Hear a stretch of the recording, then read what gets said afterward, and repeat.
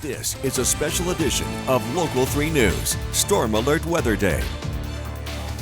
We begin with flooding across the Tennessee Valley. Thank you for joining us. I'm Michelle Herron in for Latrice Curry. Rivers, creeks, and streams are flooding roadways as storms have been making their way across the area the past 48 hours. You can see a road is completely washed out in Polk County, and you can see from the sky what South Chickamauga Creek looks like right now. We have team coverage this afternoon of the weather damage. We'll get to Local 3's Catherine Vaughn in just a second, but first, forecaster Hannah Skye joins us live from the Storm Alert Weather Center. Hannah, can we anticipate more flooding today? Yes, not in regards to more rainfall, but as that runoff from the rain that we've seen over the last couple of days, that's going to continue to be working its way into those rivers, creeks, and streams where we're already seeing some of that swelling of the water. We're not going to see more actual rainfall today and actually tomorrow. So as we head into tomorrow, that is definitely going to help, but we get our round 3 of that rain, which is going to work into our area heading into your Saturday. And to add to that, we are also looking at the possibility for some severe weather as of today. So we'll get more into that in just a second, but did want to show you some of the areas. We'll look at the screen here that are showing some areas where there are flash flood warnings. You can see here in these green streaks, these are the areas we're most concerned about. We've also got some flood damage reports down closer to Dalton, and then there are flash flood watches which are out to the west here and north in the green in these areas. So again, something to keep an eye on.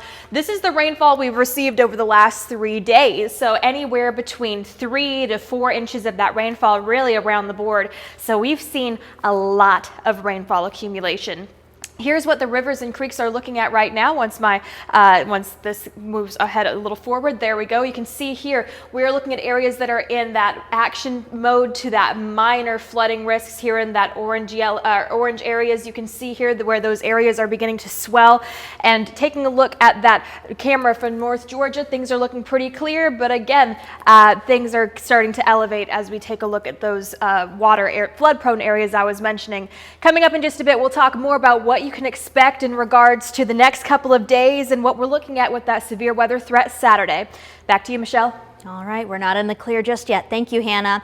Well, we want to continue our team coverage this afternoon on the flooded areas in the Tennessee Valley. Local 3's Catherine Vaughn is outside of Camp Jordan with a look at the flooding there. Catherine, what are conditions like?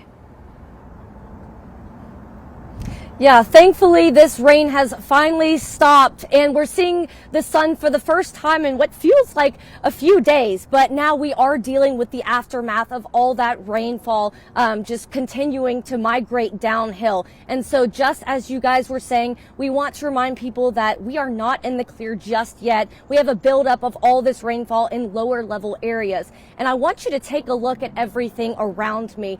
This road to the right of me is absolutely flooded. On the left side of me, I have the West Chickamauga Creek, and all this flooding that you see here is coming straight from that. And I also want to remind people that the flash flood risk is greatest today, and what we can see moving into this weekend, flooding is still going to be on the rise going into Saturday morning, and we also have another round of flooding on Saturday and Sunday, but we'll be sure to monitor conditions and keep you updated with what we find out moving into our afternoon shows.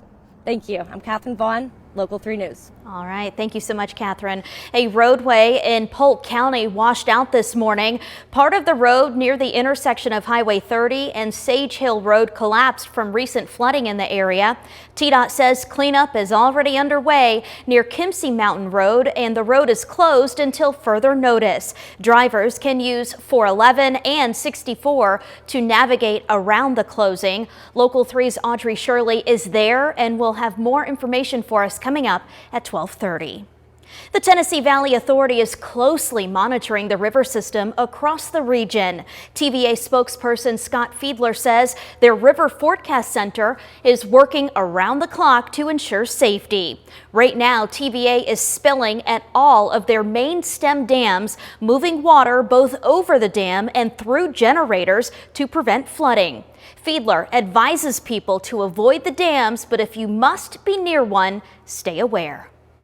We're going to be moving a lot of water, upwards of 1 million gallons a second through Chickamauga. So a lot of flows, heavy debris coming down, even from Helene. You'll still see some of that stuff coming down, and from the snow of last month. So a lot of debris in the water. So we need everybody out there to be safe. And as conditions continue to change, TVA will provide updates. And we will keep you up to date on all weather and floods in the Tennessee Valley on air and inside our weather app. Let's get right to some breaking news now. Just into our newsroom, the Senate voted to confirm Robert F. Kennedy Jr. as the Health and Human Services Secretary. The vote was largely along party lines, though Republican Senator Mitch McConnell voted with Democrats to oppose the nomination. Kennedy will now serve as one of the nation's leading public health officials. In other headlines at this hour, only on 3, we're hearing from the parents of a child who was seen being aggressively patted on the back. We reported on Monday that Chattanooga police are investigating the actions of a teacher at the Primrose School of East Brainerd. Administrators will have to conduct additional training for their staff. This comes after Local 3 alerted state regulators of this video, which led them to launch an investigation. As you can see, the video shows an employee aggressively patting children's backs and pushing their heads down into their cots. Cornelia Nicholson has more on the lawsuit. We'd always heard Primrose, you're paying top dollar. It's the premium daycare in Chattanooga, and no idea what was going on behind closed doors. The child on the left is Carrie and Alex Tyler's 19-month-old daughter, Eleanor. The Tylers say Eleanor had been attending the Primrose School in East Brainerd since she was 8 weeks old, but they had no idea the troubling events that were happening behind closed doors. In retrospect, there were red flags that we attributed to having a toddler, but she, since leaving Primrose, her demeanor has changed completely. She's a much happier kid. The incident happened on January 8th, but the Tylers say they weren't notified until January 16th. We were called on the phone and said there was a video, that DCS was involved, and sort of seemed... They downplayed it. They downplayed it, tried to brush it under the rug. The Tylers say because they had no idea the severity of what happened, they still brought their daughter to this Primrose School in East Brainerd, not seeing the video until 30 minutes before we showed it on air. My stomach just dropped. I'm just shocked. Yeah. And then we're seeing the comments and reading that maybe it had been reported and nothing was done, and just teachers going on defending her actions. That sort of felt like a gut punch. The Tylers say that hurt quickly turned to anger. They hired Warren and Griffin Law Firm to represent them and advocate for their baby girl. But this is not the first time Seamark Warren has represented families against the Primrose franchise. I've had a case involving a toddler that had a fractured femur, where Primrose said that the toddler fell off his toddler seat, which is 8 inches off the floor. I've had a client that had a dislocated elbow, a toddler. Local 3 News interviewed the father of the child who had broken their femur back in February of 2023. He was in excruciating pain, screaming, crying. They said he would have had to have fallen off a 2-story building to break his femur. Warren says these 3 cases involving injured toddlers show a troubling pattern and says accountability is necessary. You drop your kids off, toddlers can't talk, but when you pick up a toddler and they're acting strange, or they're limping, or their elbow's hurting and they can't verbalize what happened, parents deserve better. While the Tylers fight to get justice for their daughter, they say the biggest concern is the lasting impact this might have on her. Since she's 18 months, and we don't know how long this went on for, and she can't tell us what's wrong, what damage was done that we can't predict. Seeing that video, knowing you trusted those individuals, and then you have a strong sense of guilt. So we're working through that and just protecting our children. In Chattanooga, Cornelia Nicholson, Local 3 News. Coming up on Local 3 News at noon. What is the #1 target for hackers in your home? It isn't the computer, it is your Wi-Fi router. And if you have one of these, you need to update it right away. I'm Jamie Tucker. I'll tell you what you need to know and what you need to do coming up.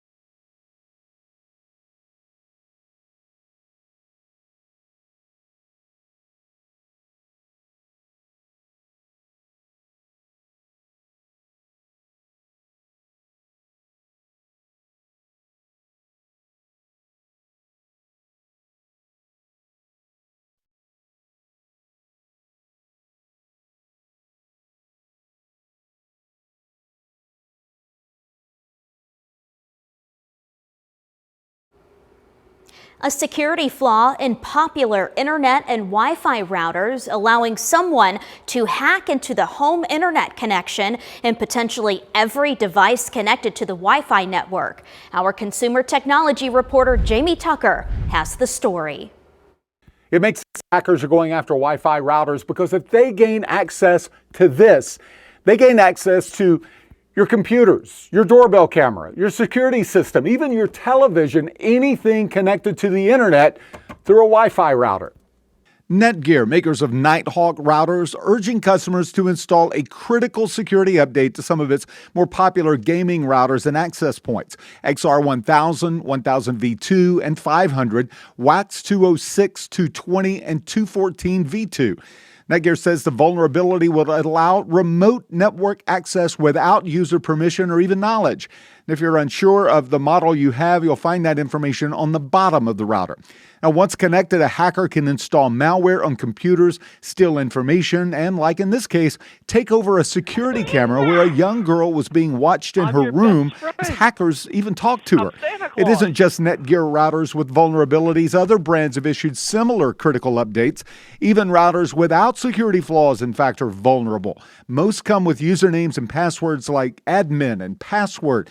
Those are easily guessed and are listed on manufacturers' websites. If you took a router out of the box without changing the credentials, you should do that now using the router's app. You should also restart routers from time to time to automatically install any updates. Just turn it off or unplug it for about 10 seconds and then start it again. Wi-Fi routers are not set and forget. Hackers hope you don't know that. That's What the Tech. I'm Jamie Tucker. All right, that's great information. You can find more information about updates and security for your router by visiting your router's app or website. Ahead on Local 3 News at noon, President Trump and billionaire Elon Musk's plan to reshape the federal government is entering a new stage. We have the details next.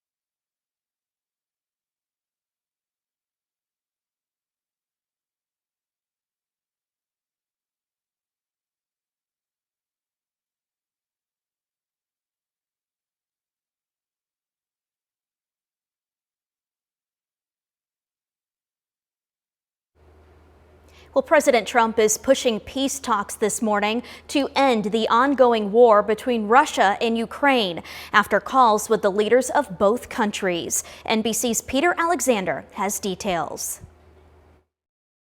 This morning, President Trump and billionaire Elon Musk's plan to reshape the federal government entering a new phase. We want to restore rule of the people. The Trump administration closing the window for its program offering deferred resignations to federal employees after a judge cleared the program's way yesterday. The White House says 75,000 workers have taken the deal, though NBC News cannot independently verify that number. The administration had warned that those who did not take its buyout offer could face layoffs. This is what President Trump campaigned on doing. And overnight, Musk previewing even more dramatic changes. We do need to delete entire agencies. Government agencies cannot be shut down without Congress's approval. But the president has given Musk tremendous power. I'm going to ask Elon to tell you a little bit about it. And Musk's team at the so-called Department of Government Efficiency has gained access to major parts of the U.S. government, including the Treasury, and recently the Department of Education that provides help to schools throughout the country. President Trump has called it a con job, and CNBC reports, according to department employees, that Musk's team there has taken over leaders' offices, even setting up noise machines to muffle their voices. All of it as Democrats object. It's a demolition plan that's going to run through our government. The administration is already scaling back at places like NASA, according to an internal memo, and staff says cuts of newer employees are happening at the Department of Housing and Urban Development that oversees rental help for Americans and assists low-income families. And yesterday, the White House instructed foreign service workers to follow the president's priorities or face discipline or separation, as Musk weighs in on foreign policy overnight. With the new administration, there's less interest in interfering with the affairs of other countries. America should mind its own business. Hours after President Trump in the Oval Office spoke about his involvement with the Russia-Ukraine war negotiations, saying he'd spoken with both countries' leaders and would meet with Russian President Vladimir Putin. I just want to see people stop getting killed.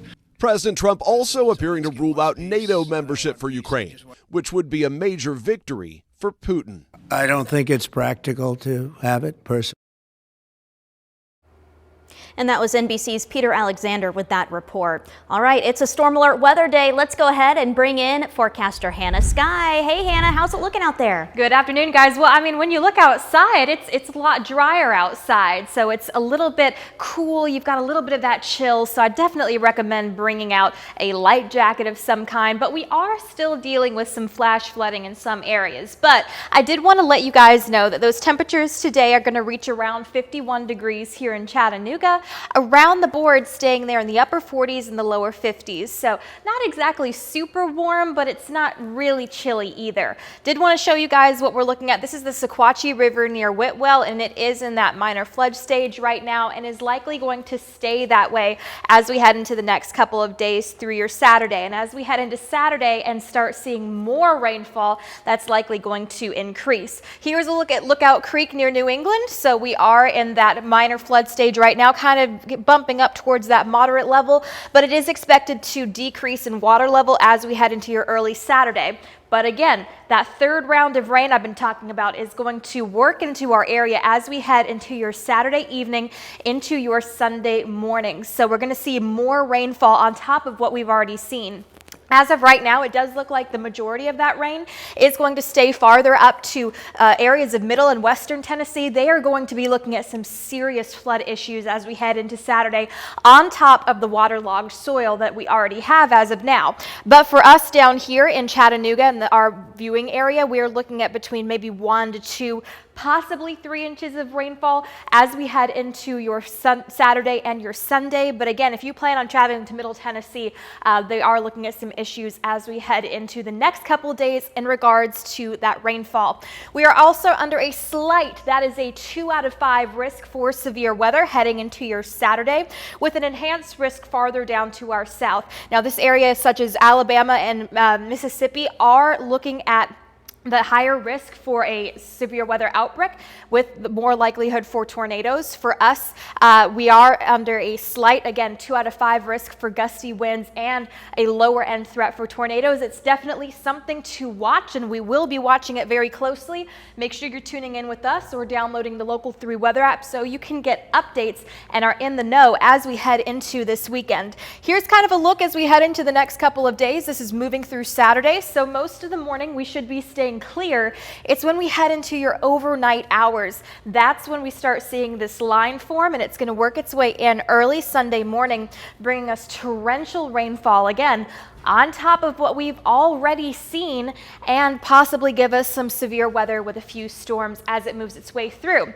After Sunday, things are going to clear out and we'll get a little bit of a break period. But here's also a look. This isn't talking about severe weather right here. This is looking at the risk for excessive rainfall. And as you can see, areas in Middle Tennessee heading into Kentucky are at that moderate risk, all in that red. For us, though, it is that slight risk, but we still need to keep an eye on it just because of all the rain we've already seen so far. So we're going to be in storm alert weather mode through today, a break period tomorrow on your Valentine's Day, which will be nice, at least it'll be dry, picking it back up as we head into your Saturday, just due to the fact that that rain will work its way in overnight and into your Sunday.